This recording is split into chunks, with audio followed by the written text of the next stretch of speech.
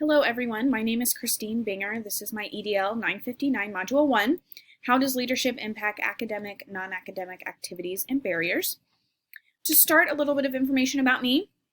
I currently live in Kansas City and I've been married for a year and a half. I have one stepson who's 12, so in this picture you can see this is my family, it's my husband in the middle of my stepson and then myself. Some hobbies include baking, reading, traveling when we are able to. I love to travel. So some things I've recently done is, most recently I baked eclairs for the first time. That was interesting. I'm currently reading Uncomfortable Conversations with a Black Man by Emmanuel Acho. I know I'm saying that wrong, I'm sure. And my dream trip would be to Ibiza and the Amalfi Coast. So I've included some pictures of those down there.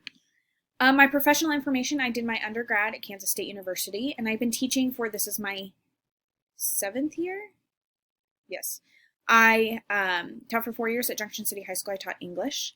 And then I did 2 years at Kansas City Public Schools at East High School, teaching English as well. And then this is my first year at North Kansas City Schools, Staley High School. I'm teaching English and facts for the first time.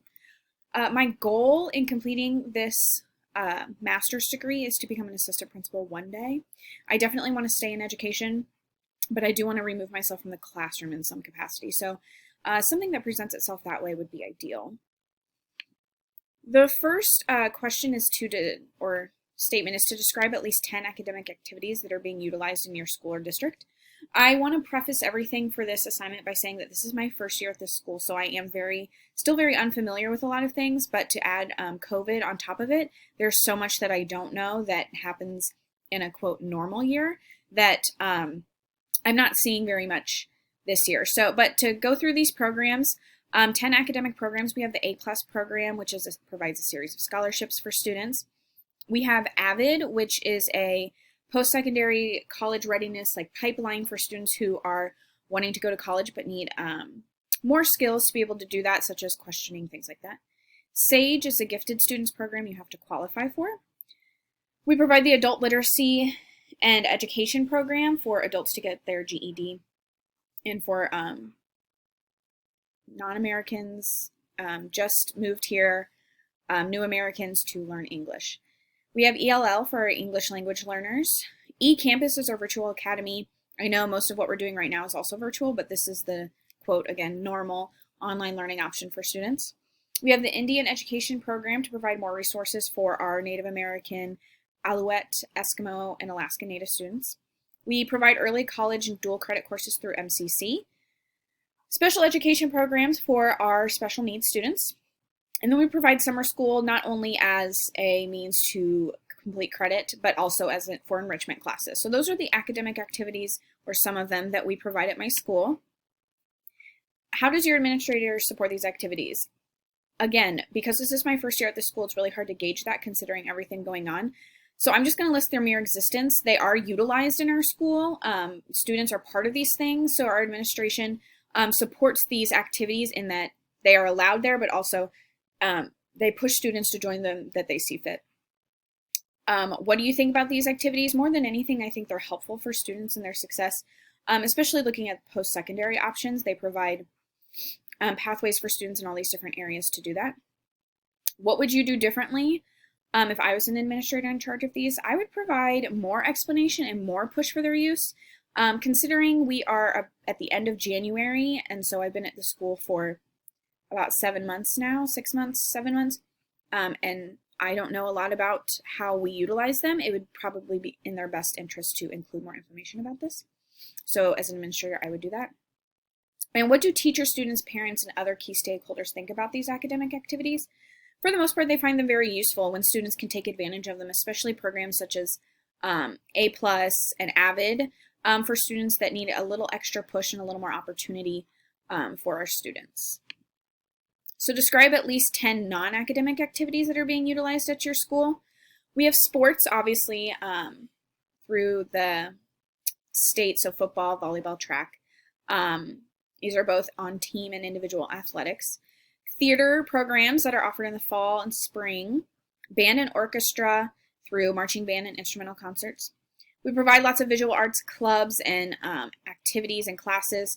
that focus on photography, painting, 3D, graphic design, and that's showcased through art shows and fairs throughout the school year, in a quote, normal year.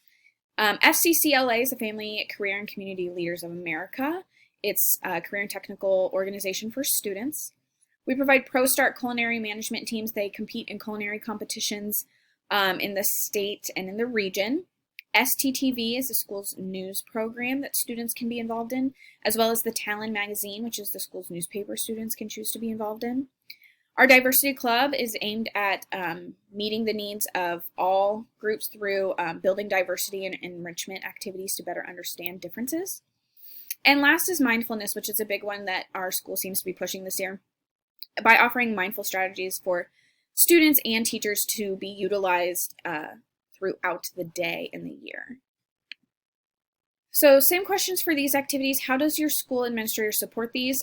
They do promote these events, such as when teams win or if somebody wins a competition. They push Mindfulness Monday, so they send things like that out, and sharing the successes of these events. What do I think about these activities? I think they do provide improved student engagement and community involvement. It requires students to be active in some capacity, and they are representing the school, so there's that extra level of importance to them and for them in completing these. What would you do differently? I would promote more staff attendance. I know that this could be because of COVID restrictions. We are limited on some things. And then I would also provide more incentive use. What are students gaining from this? And understanding that gain better for everybody would be valuable. And what do teachers, students, parents, and other key stakeholders think about these non-academic activities? They have great appreciation for them and what they can do.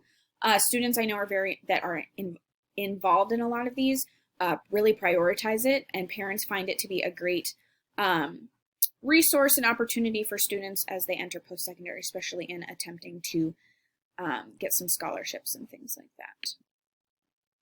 Name 10 things you gleaned from the 8 resources and explain what is significant about each. So I broke these up into 2 categories. I kind of looked at what non-academic barriers kind of are, and then the next slide kind of looks at another part of that. So to break this down, this slide focuses on kind of what it is and realizing that non-academic factors, collectively these 4, look at non-academic factors that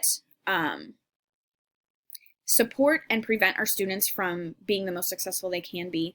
So looking at things like self-confidence, academic goals, commitment, social support, emotional skills, engagement, things like that are very important for our students, but they are not directly taught. But everybody seems to agree in these articles, parents, teachers, administrators, that these are important skills that students should have. However, they all also agree that it is difficult to gauge these and judge these because they're not sure how to evaluate them. Similar to like a content test, there's not really a way to clearly evaluate students' ability to, quote, master these skills. Number 4 listed here has gone through common terms associated with these non-academic skills and barriers. I'm going to say non-academic skills. So they've kind of grouped them into different trigger words that I have definitely seen in my years of teaching, such as grit, growth mindset, 21st century skills, and soft skills are the main ones that I've seen.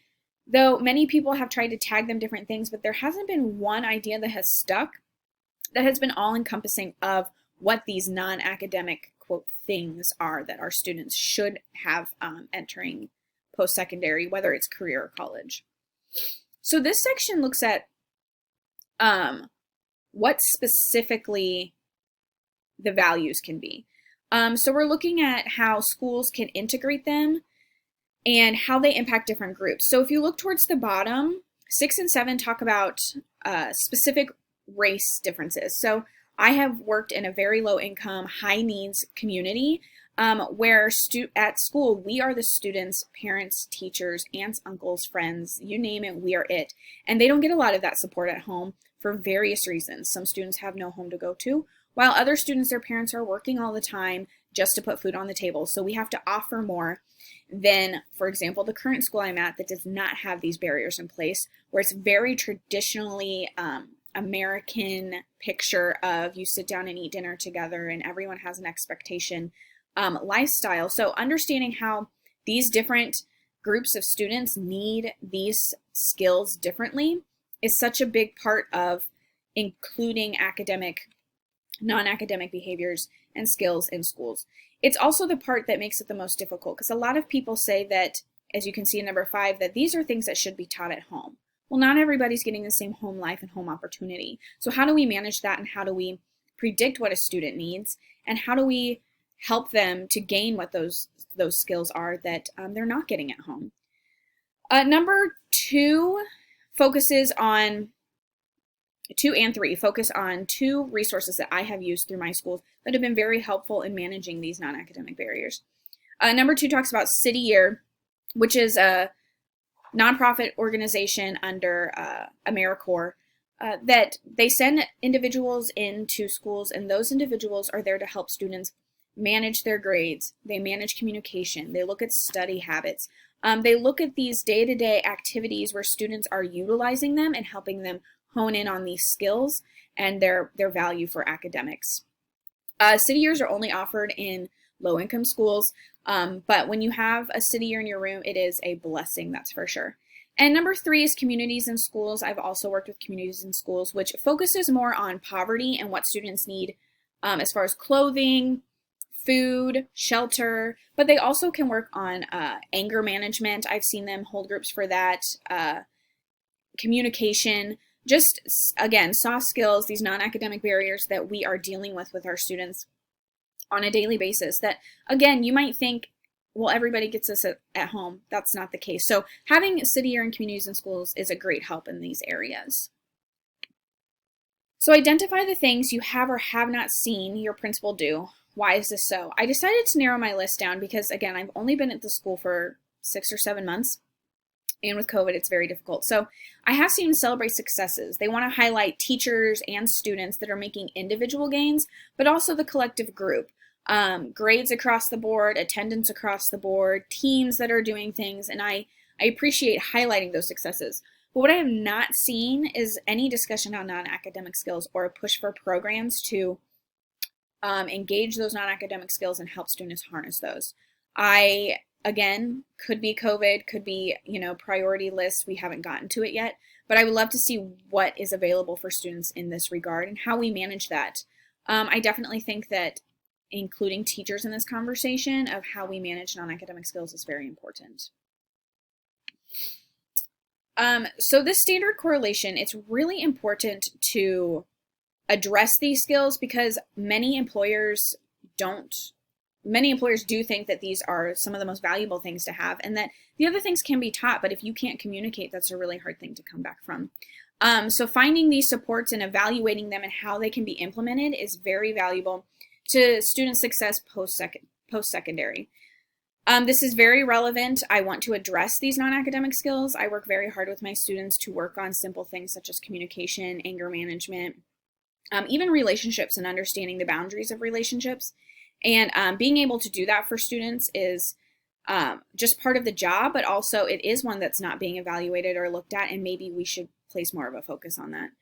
As a future building leader, I would definitely want to look at what areas I think the students in the building I'm at need to focus on and find a way to build that into our school focus, our mission, our motto, and how we can help them day to day in these areas.